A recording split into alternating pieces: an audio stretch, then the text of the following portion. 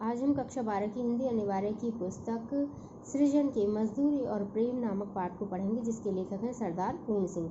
सरदार पूर्ण सिंह का जन्म सन 1881 ईस्वी और मृत्यु सन 1931 ईस्वी। सरदार पूर्ण सिंह हिंदी के मूर्धन्य निबंधकार थे। मूर्धन्य यानी मूर्धा सिर पर से यानी श्रेष्ठ। हिंदी, अंग्रेजी और उर्दू के मर्मज्ञ विद्वान सरदार पूर्ण सिंह के निबंधों में हृदय के सच्चे उद्गार, आध्यात्मिकता व चमत्कारिता की भरमार मिलती है। वे पेशे से शिक्षक होने के साथ अध्यापक पूर्ण सिंह के नाम से भी प्रसिद्ध थे। सरदार पूर्ण सिंह ने हिंदी में कुल 6 निबंध लिखे, जो इस प्रकार हैं: सच्ची वीरता, आचरण की सभ्यता, मजदूरी और प्रेम, अमेरिका का मस्त योगी, वॉल्ट विटमैन, कन्यादान और पवित्रता। अपने इन 6 निबंधों से ही सरदार पूर्ण सिंह जी ने हिंदी गद्य साहित्य के क्षेत्र में अपना गौरवपूर्ण स्थान बना लिया है। सरदार पूर्ण सिंह के निबंधों के उदाहरण, दृष्टांत एवं उद्बोधन शक्ति अत्यंत प्रभावशाली है। विचारों की मौलिकता, भावों की गहनता, शैली की सजीवता और भाषा की शक्तिमत्ता की दृष्टि से उनके भावात्मक निबंध अद्वितीय हैं।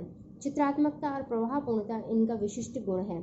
शब्द चयन में लाक्षणिकता का गुण विद्यमान है। प्रस्तुत निबंध मजदूरी और प्रेम में मेहनतकश लोगों के श्रम और उनके सच्चे मूल्य की विवेचना की गई है। किसान की खेती करना, गड़ेरी का भेड़ चराना या किसी मजदूर द्वारा किए गए कार्य का मूल्य केवल पैसे से ही नहीं आंका जा सकता।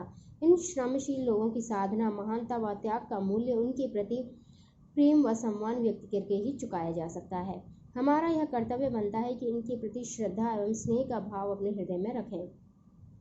ईश्वर के सच्चे प्रतिनिधि वही हैं जो कठोर श्रम करते हैं तथा सज्जनता और ईमानदारी से जीवन व्यतीत करते हैं। मजदूरी और प्रेम। हल चलाने वाले का जीवन। हल चलाने वाले और भेड़ चराने वाले प्राय स्वभाव से ही साधु यानी सज्जन होते हैं। हल चलाने वाले अपने शरीर का हवन किया करते हैं, यानी वो अपने शरीर को जिस तरह से हवन में हम आहुति दे करके उसकी अग्नि को प्रज्वलित करते हैं, इसी तरह हल चलाने वाले जो किसान होते हैं वो अपने शरीर के परिश्रम द्वारा अपने पसीने की आहुति का अपने खेत में हवन है वो किया करते हैं। खेत उनकी हवनशाला है। उनके हवन कुंड की ज्वाला की किरणें चावल के लंबे और सफ़ेद दानों के रूप में निकलती हैं। गेहूं के लाल लाल दाने इस अग्नि की चिंगारियों की डालियां सी हैं। मैं जब कभी अनार के फूल और फल देखता हूँ तब मुझे बाग के मालिक का रुधिर याद आ जाता है। उसकी मेहनत के कण जमीन में गिरकर उगे हैं और हवा तथा प्रकाश की सहायता से मीठे फलों के रूप में नजर आ रहे हैं। किसान मुझे अन्न में, फूल में, फल में आहुति देता हुआ सा जान दिखाई पड़ता है।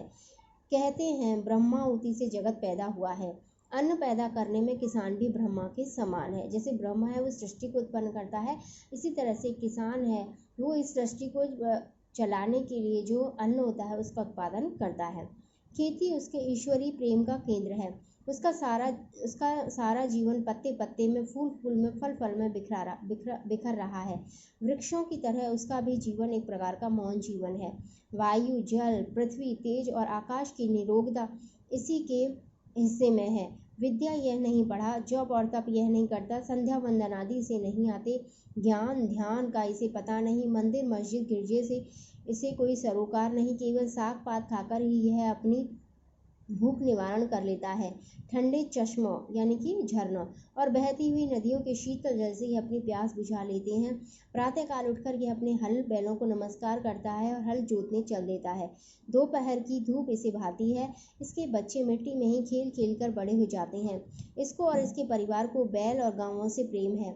उनकी यह सेवा करता है। पानी बरसाने वाले के दर्शनार्थ आंखें नीले आकाश की ओर उठती हैं। नैनों की भाषा में यह प्रार्थना करता है। साय और प्रातः, दिन और रात विधाता इसके हृदय में अचिंतनीय और अद्भुत आध्यात्मिक भावों की वृष्टि करता है, यानी कि जिनका हम चिंतन नहीं कर सकते, ऐसे और अनेक आश्चर्यजनक जो आध्यात्मिक भाव हैं उनकी वर्षा है वो ईश्वर इनके जीवन में, इनके हृदय में करता है। यदि कोई इनके घर आ जाता है तो यह उसको मृदु वचन, मीठे जल और अन्न से तृप्त करता है। धोखा या किसी को नहीं देता। यदि इसको कोई धोखा दे भी तो इसका इसे ज्ञान नहीं होता, क्योंकि इसकी खेती हरी भरी है। गाय इसकी दूध देती है, स्त्री इसकी आज्ञाकारिणी है, मकान इसका पुण्य और आनंद का स्थान है।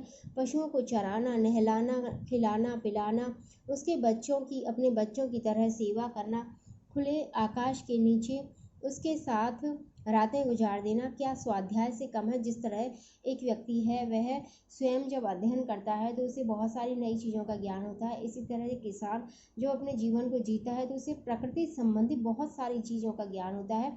तो यह एक स्वाध्याय के समान ही है। दया, वीरता, प्रेम जैसा इन किसानों में देखा जाता है, अन्यत्र मिलने का नहीं। गुरु नानक ने ठीक कहा है, भोले भाव मिले रघुराई। भोले भाले किसानों को ईश्वर अपने खुले दीदार का दर्शन देता है।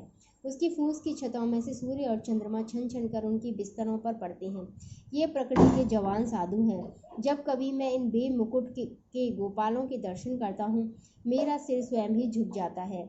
जब मुझे किसी फकीर के दर्शन होते हैं तब मुझे मालूम होता है कि नंगे सिर, नंगे पांव, एक टोपी सिर पर, एक लंगोटी कमर में, एक काली कमली कंधे पर, एक लंबी लाठी हाथ में लिए हुए, गाँव का मित्र, बैलों का हमजूली, पक्षियों का हमराज, महाराजाओं का अन्नदाता, बादशाहों को ताज पहनाने और सिंहासन पर बिठाने वाला, भूखे और नंगों को पालने वाला, समाज के पुष्पोद्यान का माली और खेतों का वाली जा रहा है। यानी किसान को ये इतनी सारी उपमाएं इन्होंने दी हैं और ये वास्तव में सत्य ही है। ये गांव का मित्र है, गांव का जीवन है, वह आपस में इन मित्रों के द्वारा ही है।